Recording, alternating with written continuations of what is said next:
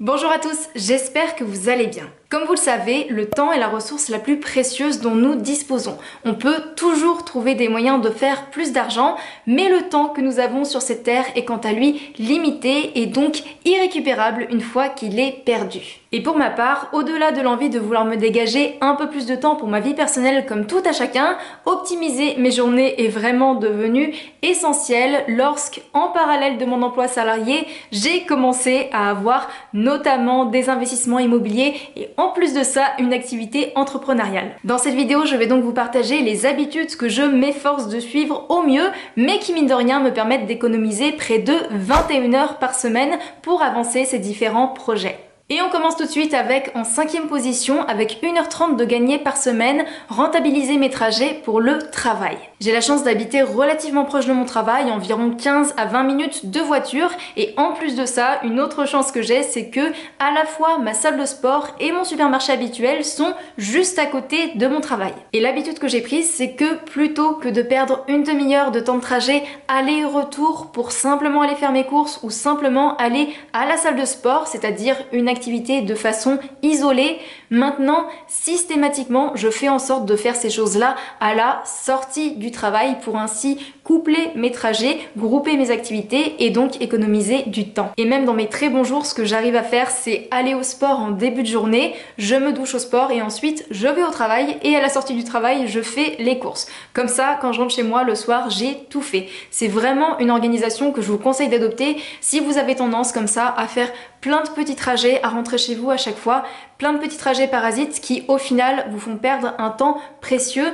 Pensez à regrouper vos activités au maximum. Et d'ailleurs, dans le cadre de cette habitude, je me suis donné comme objectif de ne plus faire de trajets parasites le week-end. Comme ça, j'ai tout mon week-end à la maison pour vous tourner une vidéo, monter une vidéo, m'occuper de la maison. Mais vraiment, il n'y a pas de moment où je vais sortir de chez moi sans raison ou en tout cas sans faire d'activité que j'aurais pu caser dans ma semaine. En 4e position, avec une vingtaine de minutes gagnées par jour, soit environ 2 heures par semaine, l'utilisation d'un agenda. Si comme moi vous avez 10 000 choses dont vous devez vous rappeler au quotidien, que vous avez du mal à organiser vos idées et du mal à vous rappeler de toutes les petites tâches que vous devez faire, comme rappeler un ami, aller chercher un colis à la poste ou prendre un rendez-vous chez le vétérinaire par exemple, le calendrier va devenir votre meilleur ami. Et personnellement, je vous en ai déjà parlé, j'utilise tout simplement celui de Google qui est gratuit et concrètement ce que je fais, c'est que je vais me créer des blocs de différentes couleurs dont chacune a une signification claire pour moi.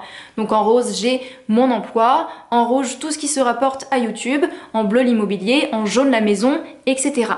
Et je vais répartir mes différents blocs en fonction de comment je me sens au quotidien, tout en évitant les moments de vide. Par exemple, je sais que le moment de la journée où je suis la plus efficace, où j'ai le plus d'énergie, où je peux être la plus concentrée, c'est le matin tôt. Donc si j'ai mon travail qui commence à 9 h, je sais que je vais pouvoir me caser une petite heure de travail d'écriture pour YouTube, par exemple, si je veux bien avancer de ce côté-là, de 7h30 à 8h30. Utiliser un agenda, que ce soit en version numérique ou papier d'ailleurs, pour ceux qui préfèrent, c'est une petite habitude à prendre, mais je vous assure qu'une fois que c'est bien en place, ça permet d'éviter de se poser tellement de questions parce qu'au final, une fois que le calendrier il est fait, il suffit de le suivre à la lettre. Et je ne vois que des avantages à ce type d'organisation. Déjà, répartir ma charge de travail tout au long de la semaine, ça m'évite d'avoir des journées qui sont trop chargées, comme des journées où je ne fais pas grand chose et qui sont entre guillemets perdues, même si parfois il faut se reposer. Les moments de repos, c'est très important de les mettre dans son agenda. Ça permet également de réduire sa charge mentale parce que dès que quelque chose arrive, hop, on le met dans l'agenda, on le met dans le calendrier et on évite d'avoir à dépenser de l'énergie pour s'en rappeler dans sa petite tête. Et surtout, ça me permet d'organiser mes journées et ma semaine au plus efficace et par conséquent économiser énormément de temps. En 3e position, avec 5 heures gagnées par semaine, se débarrasser du téléphone. Le téléphone est à la fois un outil incroyable dans plein d'aspects de la vie, que ce soit pour consulter ses mails, pour aller voir son compte en banque ou encore par exemple pour investir, mais c'est également un outil de distraction démoniaque, notamment à cause des réseaux sociaux qui se livrent à une guerre sans merci pour capter notre attention. Et je ne sais pas si c'est votre cas, mais j'ai personnellement vu ma capacité de concentration drastiquement chuter ces 10 dernières années. Vraiment, aujourd'hui, j'ai énormément de mal à rester concentrée sans avoir le réflexe de prendre mon téléphone toutes les 5 minutes au cas où j'aurais loupé une notification. Vous le savez sûrement, des études ont démontré que lorsqu'on est interrompu dans une tâche qui nous demande un certain niveau de concentration, nous mettons en moyenne 10 minutes, mine de rien, à revenir dans un état optimal de concentration pour effectuer cette tâche. C'est énorme et mettez ça sur une journée de travail à regarder votre téléphone toutes les 5, 10, 15 minutes. On est beaucoup moins efficace et par conséquent on perd énormément de temps. Donc vraiment une chose que je me force à faire, même si c'est très compliqué quand on est accro à son téléphone comme moi, mais dans les moments où j'ai besoin de mettre un bon coup de collier, je fais ça et ça marche du feu de Dieu. Je laisse mon téléphone dans mon sac à main ou dans une autre pièce en mode avion et comme ça j'évite d'être dérangée par les autres ou carrément par ce réflexe de prendre le téléphone dans la main et de checker si j'ai pas une notification toutes les 5-10 minutes. Ça fait du bien au moral parce que psychologiquement c'est une mauvaise habitude dont je veux me débarrasser et aussi pour l'avancée des projets. En deuxième position, avec 5h30 gagnées par semaine, faire du sport. Cette habitude me fait gagner du temps de façon indirecte puisque bien évidemment mes séances d'entraînement me prennent un certain temps toutes les semaines, mais c'est largement compensé par tous les bienfaits que je retire au niveau de ma santé physique, au niveau de ma santé mentale et de mon niveau d'énergie. Ceci est d'une importance cruciale étant donné que je travaille avec des horaires qui sont variables et souvent décalés. Un de mes planning tips, c'est d'ailleurs les semaines où je suis d'horaire du soir, c'est-à-dire que je vais commencer à travailler à 11h jusqu'à la fermeture de mon service, donc ça peut aller à 19, 20h, voire au-delà pour mon horaire de fin si j'ai des choses à faire en plus. Et c'est très simple, dans les périodes où je n'arrive pas à tenir cette activité physique régulière, j'ai souvent tendance à avoir la flemme, à être fatiguée et donc à traîner au lit le matin jusqu'à une heure où c'est plus possible d'attendre, il faut que je me lève du lit pour aller au travail et du coup ma matinée elle est perdue. Alors que lorsque j'arrive à faire mon sport comme j'ai prévu, que j'ai un bon niveau d'énergie, j'arrive également à me lever à l'heure où je voulais me lever, c'est-à-dire généralement à 6h du matin en même temps que mon conjoint. Et là, du coup, je me retrouve avec une bonne partie de ma matinée de libre où je peux avancer mes projets, où je peux être productive. Grosso modo, j'arrive à gagner 4 heures par jour ces fameuses semaines où je suis du soir et de façon un peu plus classique lorsque je commence à 9h, environ 2 heures par jour. On pose les calculs, ça nous fait donc en moyenne 10 heures de gagner les semaines où je commence à 9h, 20 heures les semaines où je commence à 11h et on va considérer quand même pas de temps gagné les semaines où je commence à 7h45, faut pas pousser. Tout ça pour 4h30 d'activité physique par semaine. On arrive ainsi à plus de 16 heures gagnées sur un cycle de 3 semaines, soit une moyenne de 5h30 par semaine. Et ça, c'est sans compter tous les bienfaits au quotidien en termes de niveau d'énergie, en termes de maîtrise de mon stress, ce qui fait que je suis beaucoup plus sereine, beaucoup plus concentrée dans mes tâches quotidiennes et par conséquent plus rapide et plus efficace. Pour terminer cette vidéo, on retrouve en première position une habitude qui, je pense, en surprendra plus d'un, mais qui me fait pourtant économiser 7 heures de mon temps par semaine.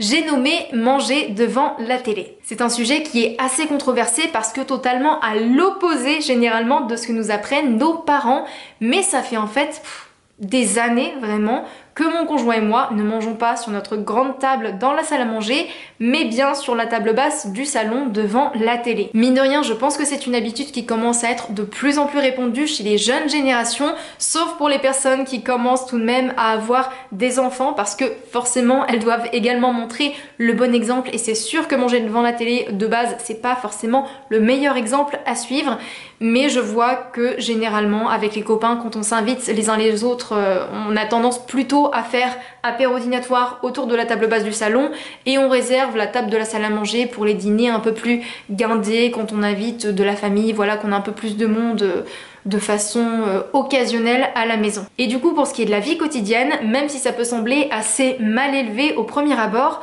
plutôt que de manger sur la table de la salle à manger et de se décaler ensuite au salon pour se détendre et regarder un film, nous on préfère faire d'une pierre deux coups.